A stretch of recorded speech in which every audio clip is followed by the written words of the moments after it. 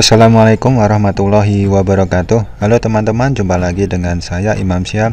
Pada video kali ini, yaitu pada konten bedah saham, saya akan menganalisa atau membahas laporan keuangan kuartal 3 saham perusahaan PT Agung Podomoro Land Tbk yang biasa kita kenal dengan PT Agung Podomoro Group atau Agung Podomoro Land. Apakah kinerja fundamentalnya cukup menarik atau tidak menarik? Tonton videonya dengan seksama ya.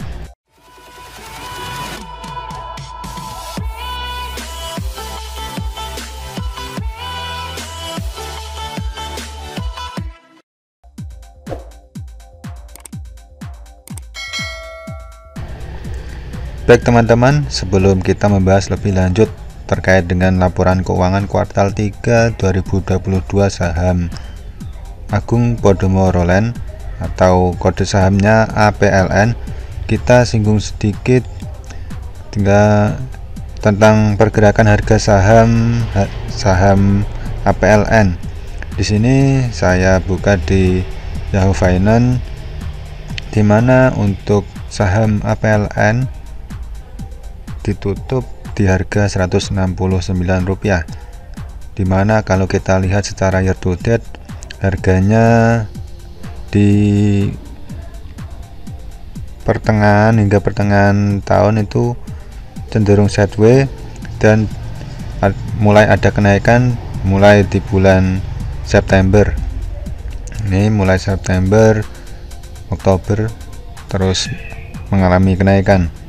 Mungkin terkait juga dengan fundamental sehingga di sini ada kenaikan yang lumayan signifikan. Tapi kita bahas lebih lanjut tentang fundamental keuangannya, apakah memang sudah menarik atau belum. Kita lihat untuk laporan keuangan saham APLN, kita dapatkan laporan keuangannya yaitu di website idx.co.id. Di sini teman-teman juga bisa mencari laporan keuangan atau laporan tahunan saham-saham yang diinginkan di website IDX. Baik, di sini untuk laporan keuangannya yaitu sudah saya download PT Agung Podomoro Land Tbk laporan keuangan konsolidasian interim untuk periode 9 bulan yang berakhir 30 September 2022. Baik, kita langsung ke laporan yang pertama. Di sini untuk laporan yang pertama yaitu adalah laporan aset. Baik teman-teman, di sini untuk laporan aset yaitu kita lihat disajikan datanya dalam ribuan rupiah. Di sini untuk jumlah aset di sini dari periode 31 Desember 2021 yaitu 29,61 T dan periode berjalan 30 September 2022 yaitu 29,60 T. Di sini terlihat ada sedikit penurunan untuk jumlah asetnya. Lalu kita lihat langsung ke liabilitas. Di sini dibandingkan dengan periode 31 Desember tahun lalu, untuk jumlah liabilitas di sini dari 19 T menjadi 16 T. Ada penurunan yang lumayan signifikan untuk jumlah liabilitas. Di sini selanjutnya ada untuk ekuitas. Untuk jumlah ekuitas di sini dari 10,5 T menjadi 13,0 T. Di sini untuk jumlah ekuitas ada kenaikan yang lumayan signifikan. Lalu selanjutnya kita langsung ke laporan laba rugi. Untuk laporan laba rugi di sini yang pertama penjualan dan pendapatan usaha dibandingkan periode yang sama yaitu September tahun lalu 2,9 T menjadi 7,3 T. Untuk periode 30 September tahun ini ada kenaikan yang lumayan signifikan di sini ya. Kenaikannya hampir 2 kali lipat lebih, 3 kali lipat, sekitar 2-3 kali lipat ini. Untuk laba kotor di sini dari 1,015 T menjadi 4,394 T, naik lumayan signifikan, sekitar 4 kali lipat ya. Lalu untuk laba rugi periode berjalan di sini dari minus menjadi positif 2,5 T. Selanjutnya untuk laba rugi, laba bersihnya di sini yaitu 2,584 T. Begitu juga ada kenaikan ya di sini untuk jumlah laba bersihnya dibandingkan periode yang lalu, yaitu secara year on year. Untuk jumlah laba rugi bersih komprehensif juga ada kenaikan dibanding dengan tahun lalu. Secara year on year ada kenaikan yang lumayan signifikan untuk pendapatan dan labanya.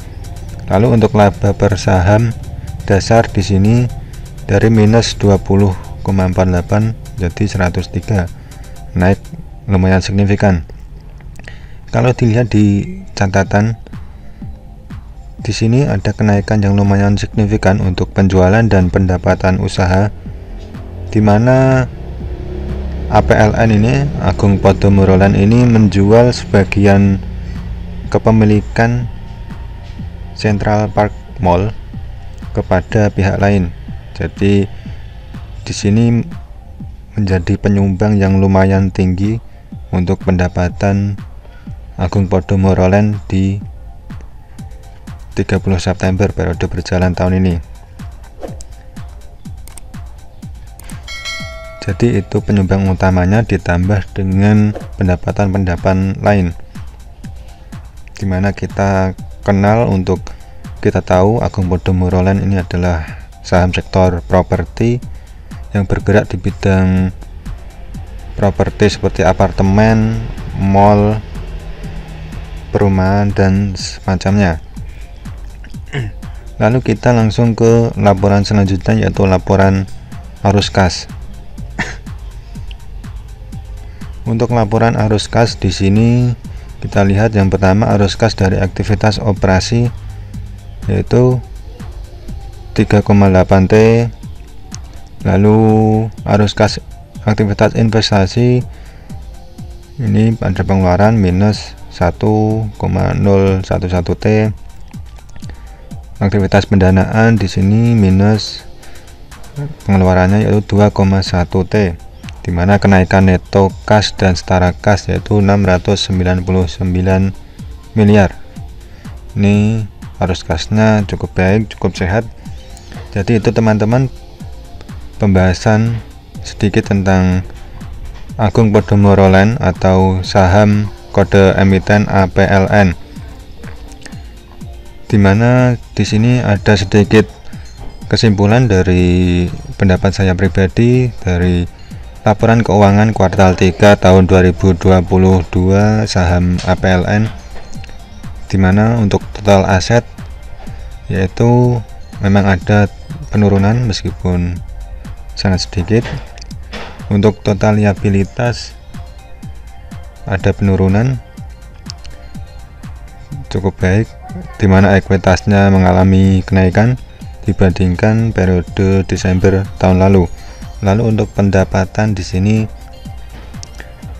ada kenaikan secara year on year yang lumayan signifikan yaitu sekitar 154%.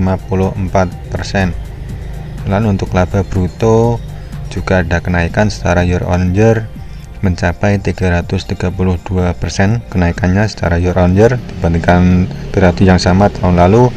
Begitu juga laba bersih ada kenaikan secara year on year.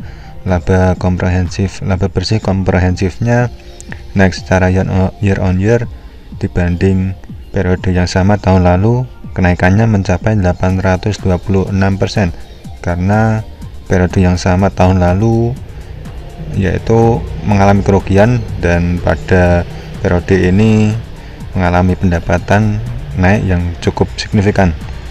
Untuk IPS-nya juga mengalami kenaikan secara year on year. Arus kasnya naik secara year on year.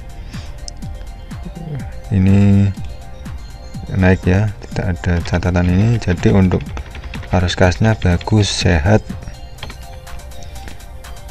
dimana kesimpulannya yaitu kinerja Agung Podomoro Land per 30 September 2022 periode berjalan 2022 kinerjanya bagus meskipun aset turun tetapi sangat sedikit penurunannya, dan yang terpenting pendapatan dan labanya naik, arus kasnya baik, sehat.